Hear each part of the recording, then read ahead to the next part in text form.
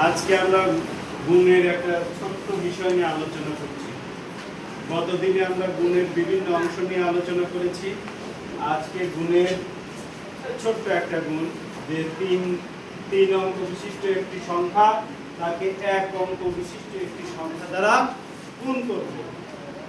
আমরা জানি স্থানীয় মানের ক্ষেত্রে একক, দশক, শতক, অর্থাৎ শত যুক্ত রাশিকে একক রাশি দ্বারা গুণ করতে হবে। তাহলে কিভাবে করতে হবে দেখো। প্রথমে এই 2 দ্বারা 4 কে গুণ করতে হবে। 2 দ্বারা 4 কে গুণ করলে কত হয়? 4 দুগুণে 8 এবং লিখতে হবে কোন সোজা? একক সোজা লিখলাম। তারপরে কি? এখন এই 2 দ্বারা 1 কে গুণ করতে হবে। 2 একে 2। এটা কোথায়? একক, দশক, দশক সোজা লিখতে হবে 2 একে 2। এখন দশকের কাজ শেষ।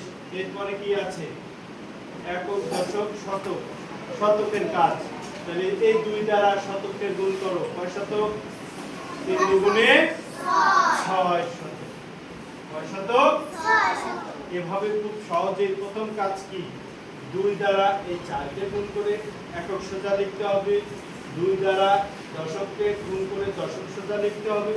3 দ্বারা শতককে গুণ করে শতক সোজা লিখতে হবে। এভাবে লিখলেই অঙ্কটা হয়ে যাবে।